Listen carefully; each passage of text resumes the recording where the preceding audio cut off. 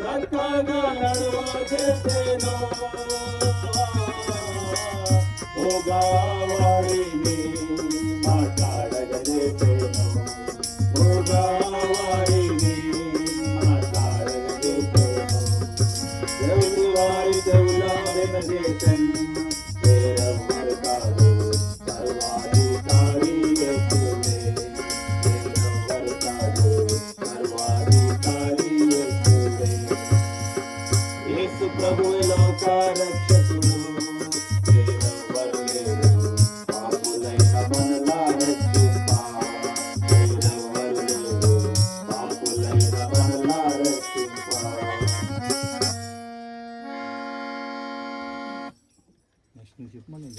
ప్రియమైన మరి కొవ్వూరు పట్టణస్థులకు ప్రభు అయిన యేసుక్రీస్తు వారి నామలో శుభాభివందనలు తెలియజేస్తూ ఉన్నాం.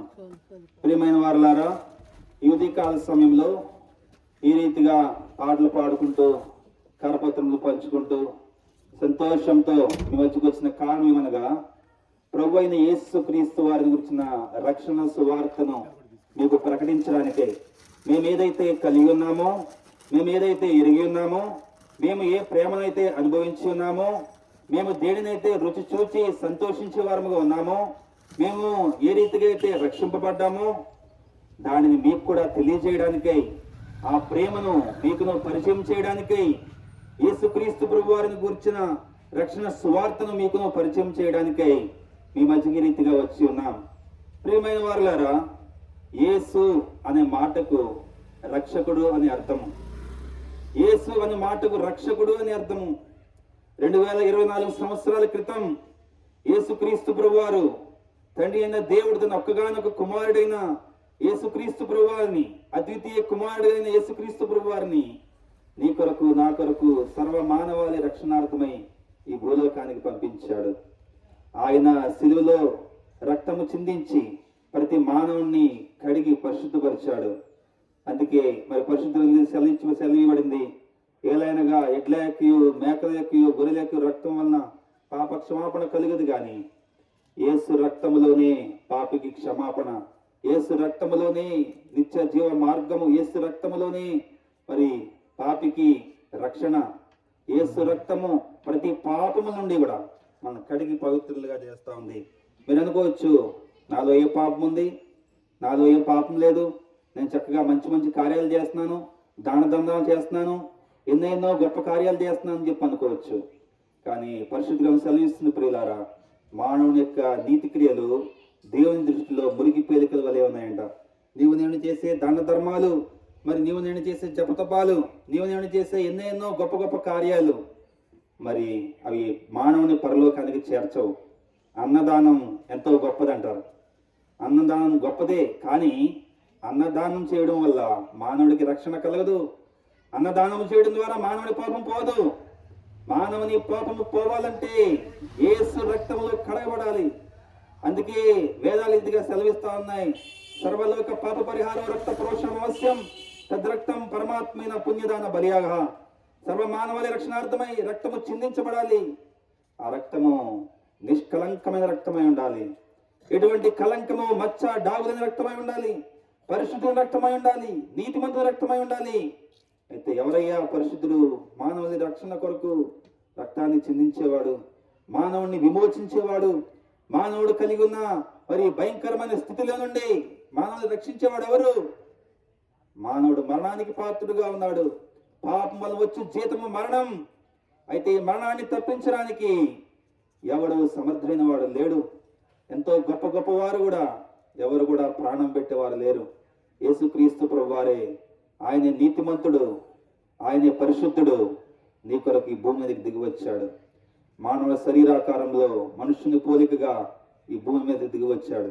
అందుకే రాయబడింది, ఇదిగో ప్రజలందరికీ కలుగబో మహా సంతోషకరమైన సువర్తమానము, దావీదు పట్టణం నేడు రక్షకుడు నీ కొరకు పుట్టి ఉన్నాడు. ఈయన ప్రభువు అయిన యేసు ప్రజలందరికీ సంతోషం, శాంతి, సంతోషము, నెమ్మది లేని జీవితాల్లో నెమ్మదిని, సంతోషాన్ని నింపాడు.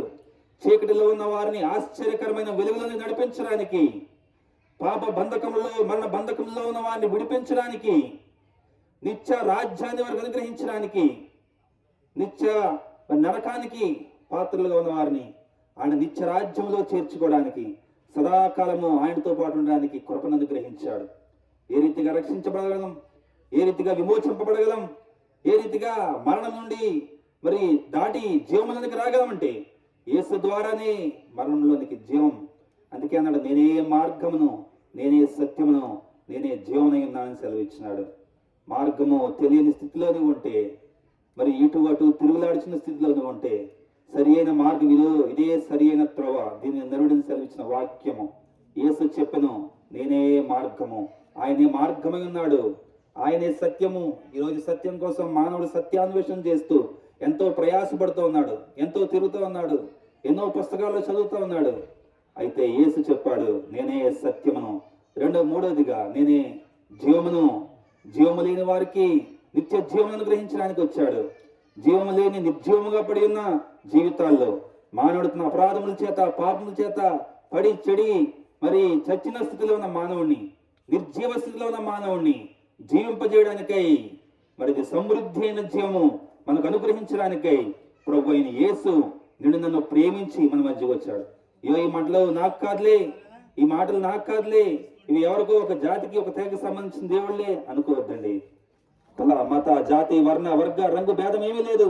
పండితుడేమి, పామరుడేమి, ధనవంతుడేమి, పేదవాడేమి, యేసుక్రీస్తు అందరికీ ప్రభు. ఆయన సర్వ మానవాళి రక్షణార్థమై భూలోకానికి దిగి వచ్చాడు. నిన్ను నన్ను ప్రేమిస్తున్నాడు.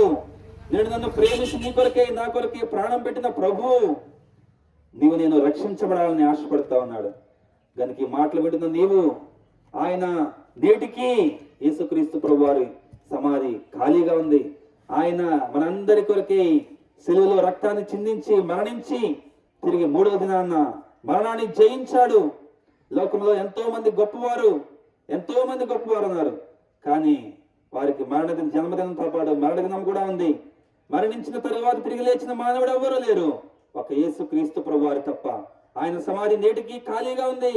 ఆయన మరణాన్ని జయించాడు మృత్యుంజయుడిగా. ఇప్పుడు ఎవరైతే ఆయన యందు విశ్వాసం ఉంచి ఉన్నారో వారందరూ కూడా మరి రక్షించి వారందరినీ కూడా, వారికి కూడా మరి రెండవ మరణం, ఇది మొదటి మరణం ఈ భూమి మీద జీవించిన కాలం. మంటికి మందుగా శరీరం మార్చబడుతుంది, ఆత్మ దాన్ని దయచేసి దేవుని దగ్గరికి పోతా ఉంది. అయితే మరణించిన తర్వాత రెండు మార్గాలు ఉన్నాయి, ఒకటి పరలోకం, రెండు పాతాళం. యేసును అంగీకరించినట్లయితే, ప్రభు అయిన యేసును విశ్వాసం ఉంచినట్లయితే రెండవ మరణం లేకుండా నిత్యము సదాకాలము ఆయనతో ఉండే కృపను మనకు అనుగ్రహిస్తాడు. కాబట్టి ఈ మాటలు వింటున్న నీవు, యేసయ్య దేవుడిని ఎరుగు, ఆయనే రక్షకుడిని ఎరుగు. ఆయన నీ కొరకే, నా కొరకే ఈ భూమి మీదకి దిగి వచ్చిన దేవాది దేవుడు. కనుక ప్రభు అయిన యేసునందు విశ్వాసం ఉంచుము, నీవును నీ ఇంటి వారును రక్షించబడతారు. వెళ్ళకముందు మీ కొరకు ప్రార్థిస్తాం. మీరు మోకరించి ఉన్న చోటనే, ఉన్న పాటనే, ఏమి చేయక్కర్లేదు, ఏవేవో మాటలు, యేసు ప్రభువా నేను పాపిని, కాల్సిన నీ వాక్యం ద్వారా నన్ను దర్శించావు, నీకు వందనాలు, నన్ను రక్షించు అని యేసు ప్రభుని నోటితో ఒప్పుకొని, దేవుడు ఆయన మృతుల్లో ఉండి లేపాడిన ఆయన సజీవుడని హృదయం విశ్వసిస్తే చాలు, నీవును నీ ఇంటి వారు రక్షణ పొందుతారు. పరిశుద్ధుడా, ప్రేమగల మా తండ్రి, జీవాధిపతి, మీకే వందనములు, స్తోత్రములు. ప్రభావ స్వల్పంగా వ్యక్తపడిన మాటలను ప్రభావ మీరు జ్ఞాపకం చేసుకుని విన్న వారి హృదయాలను కార్యం జరిగించమని, నీవే దేవుడు అని, యేసే రక్షకుడిని వారి హృదయాలు విశ్వసించినట్లుగా ప్రభావ వ్యక్తపడిన వాక్యం నీరు కట్టి ఫలింపజేయమని ముందు వ్యక్తుడు మీ కృపని సహాయాన్ని కోరుకుంటూ యేసుక్రీస్తు వారి పరిశుద్ధమైన నామములో స్తుతించి ప్రార్థించి అడిగి వేడుకుంటున్నాను తండ్రి, ఆమేన్.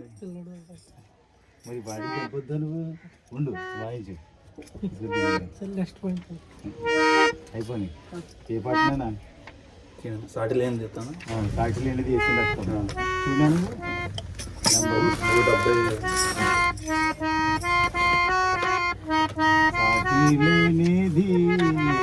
లేనిది రక్తము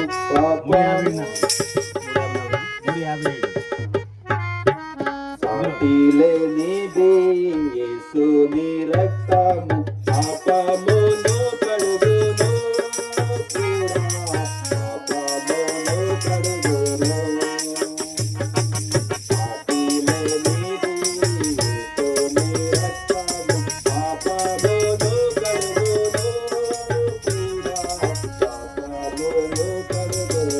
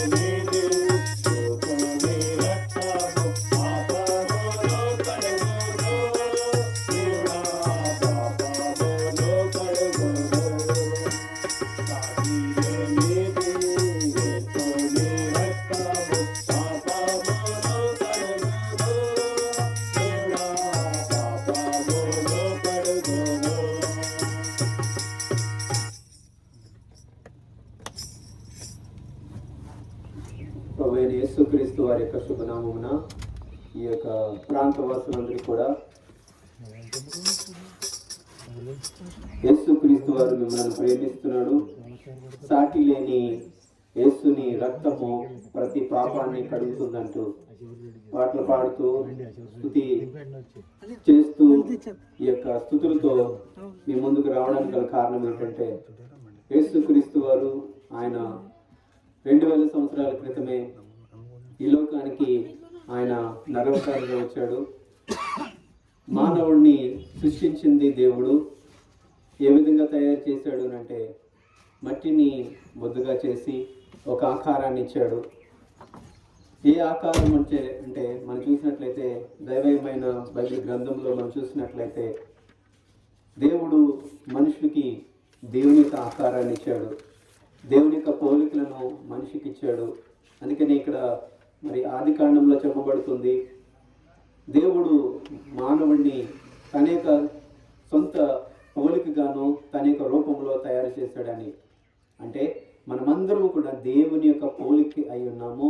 మనమందరం కూడా మనుషులమైన మనందరం కూడా దేవుని యొక్క స్వరూపాన్ని కలిగిన వారు ఉన్నాం. మనం అనుకోవచ్చు నేను మా నాన్న పోలిక, మనం అనుకోవచ్చు మేము మా అమ్మ పోలికలో నేను ఉన్నానని. అయితే మరి బైబిల్ గ్రంథం ఏం చెప్తుందంటే మనమందరం కూడా దేవుని యొక్క పోలికలో ఉన్నామని, దేవుడే మనల్ని సృష్టించాడని, ఆయన మన అందరి యొక్క నాసిక రంధ్రంలో జీవవాయువు అనేది ఉంది. ఆ యొక్క జీవవాయువు అనేది లేకపోతే నరుడు మరి దేవుని యొక్క వాక్యం ఏం చెప్తుందంటే దేవుడు తన యొక్క జీవవాయువుని నరులో ఉంచగా నరుడు జీవాత్మాయుడని. మరి మనము ఆ వాయువు ఆ యొక్క సోల్, ఆ స్పిరిట్, ఆ యొక్క మరి జీవం కానీ మనలో లేకపోతే మనం చనిపోతామండి.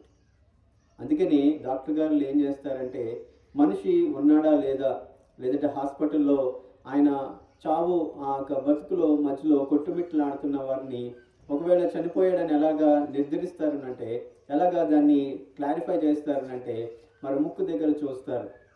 అయితే దేవుడు పెట్టిన ఆ యొక్క దీపము, దేవుడు పెట్టిన ఆ యొక్క జీవము మనుషులు దాన్ని జీవిస్తున్నాడు. మరి దేవుని యొక్క వాక్యం మరొక మాట చెప్తుంది, మరి ఆ యొక్క మనలో దేవుడు పెట్టిన దీపం అంట. మరి ఆ యొక్క దేవుని యొక్క వాక్యం చెప్తుంది ప్రతి మనిషి జీవించడానికి కారణము దేవుడే మన యొక్క నాసిక రంధ్రంలో జీవవాయువును ఊదాడు. అందుకనే మనమందరం కూడా జీవాత్మమయము. అయ్యా మనం జీవిస్తున్నాం, కళ్ళున్నాయి, చేతులున్నాయి, మరి కాళ్ళున్నాయి, మరి అక్కడ నడుస్తున్నాం, అన్ని బాగానే ఉంది కనుక మనం ఏం చేస్తున్నామంటే సృష్టించిన దేవుణ్ణి విడిచిపెట్టి మనము తయారు చేసుకుంటూ మనం ఒక రూపాన్ని పెట్టుకుంటూ ఆ యొక్క దేవుణ్ణి ఆరాధిస్తున్నాం తప్ప ఏ యొక్క సృష్టికర్త మనల్ని తయారు చేశాడో ఆ సృష్టికర్త అయిన దేవుణ్ణి మనం ఆరాధించక మన ఇష్టానుసారంగా జీవిస్తున్నాం. అయితే దేవుడు ఈ లోకాన్ని ప్రేమించి మనుషులను ప్రేమించి ఆయన ఏం చేశాడంటే తన కుమారుడైన యేసుక్రీస్తు వారిని ఏ రూపంలో అయితే మనిషిని దేవుడు తయారు చేశాడో అదే రూపంలో యేసుక్రీస్తు వారిని ఈ భూమి మీదకి పంపించాడండి. పంపించిన యేసుక్రీస్తు వారు ఎన్నో బోధలు చేశాడు, ఎంతో మందిని స్వస్థపరిచాడు. చివరికి ఆయన యొక్క ప్రాణము మరి ఆ యొక్క మన కొరకు ఆయన తగ్గించుకొని వచ్చిన యేసుక్రీస్తు వారు తన ప్రాణాన్ని మన కొరకు వదిలిపెట్టి వెళ్ళాడు. ఆయన మీద దెబ్బలు పడుతూ వచ్చాయి. మనం చూస్తూ ఉన్నాం, బైబిల్ గ్రంథంలో చెప్పబడుతూ ఉన్నది. చాలాసార్లుగా యేసుక్రీస్తు వారి యొక్క మరణం మనకి చాలాసార్లు వింటూనే ఉన్నాం. అయితే యేసుక్రీస్తు వారు మన మీద పడవలసిన దెబ్బలు, మన మీద పడవలసిన శిక్ష ఆయన మీద పడింది. అయితే మనము మన యొక్క పాపం నిమిత్తమై మనం చావాలి, కానీ యేసుక్రీస్తు వారి మరణించాడు. అయితే యేసుక్రీస్తులో దొరికేది ఏంటంటే, చనిపోయిన యేసుక్రీస్తు వారు, కలువరిశిల్లో మరణించిన యేసుక్రీస్తు వారు ఆయన 3వ దినమందు తిరిగి లేచాడు. లేచి ఆయన పునరుద్ధానుడయ్యాడు. ఎంతో మంది కనిపించాడు. వారి యొక్క సహోదరులకు కనిపించాడు, వారి యొక్క తల్లికి కనిపించాడు, మగ్దలేని మరియకు కనిపించాడు, ఆయన శిష్యులకు కనిపించాడు యేసుక్రీస్తు వారు. అయితే యేసుక్రీస్తు వారు ఆయన పరలోకానికి వెళ్ళిపోయాడు. అదే యేసుక్రీస్తు వారు ఈ భూమి మీదకి మళ్ళీ తిరిగి రాబోతున్నాడండి. మేమెందుకు ఈ విషయాలు ఇంత చక్కగా మరి ఆ వీధిలోకి వచ్చి మాట్లాడుతున్నామంటే, యేసు అనే మాట చాలా ప్రశస్తమైనది. యేసు అంటే రక్షకుడు అని మనము బైబిల్ గ్రంథం చెప్తుంది. నీ యొక్క శరీరానికి రక్షణ ఉండొచ్చు, రక్షణ కవచాలు ఉండొచ్చు. అయితే మన యొక్క ప్రాణానికి కవచం ఉందా? మన ప్రాణానికి రక్షణ ఉందా? ఒకవేళ మనము చనిపోతే ఆ యొక్క ప్రాణము పరలోకానికి కానీ నరకానికి కానీ వెళ్తుంది. కానీ ఆ ప్రాణానికి కవచం ఇస్తుంది దేవుని యొక్క వాక్యము. ఇది నాని యేసుక్రీస్తు వారిని నువ్వు సొంత రక్షకుగా చేర్చుకోగలిగినట్లయితే యేసుక్రీస్తు వారిని నీకు రక్షణ ఇస్తాడు. ఏ రక్షణ అంటే శరీర రక్షణ కాదు, కానీ ఆత్మరక్షణ కావాలనంటే యేసుక్రీస్తు వారే ఇవ్వగలడు. అందుకని ఆయన మాట్లాడుతున్నాడు, నేనే మార్గము సత్యము జీవమునై ఉన్నాడు. ఆయన మార్గము, ఆయన సత్యము జీవమునై ఉన్నాడు. ఆయన తప్ప మరొక మార్గము సత్యము జీవము లేదు. అయితే ఈ మాటలు మీరు సత్యమని విన్నట్లయితే దేవుడు మిమ్మల్ని దీవిస్తాడు. ఈ మాటలు ఒకవేళ యేసుక్రీస్తు యొక్క సువార్త మీరు వినినా వినకపోయినా, దీన్ని అంగీకరించిపోయినా మీ జీవితంలో దేవుడు కార్యాలు చేస్తాడు. మేము ప్రార్థన చేసి ముందుకు వెళ్తాం. దేవా, వందనాలైనా వినిపింపబడిన నీ మాటలు బట్టి వందనాలు. బిడ్డల జీవితాల్లో మేలు చేయండి. వారు విన్న మాటలు వారి జీవితంలో ఫలపరితంగా చేయమని ప్రార్థిస్తున్నాం. ఈ సువార్త వారి జీవితంలో ఆనందం కలిగించండి అయ్యా. వారి సువార్త వారి యొక్క అంగీకరించకపోయినా నీ మాటలు విన్నారు తండ్రి. వారి జీవితంలో విశ్వాసం దయచేయండి.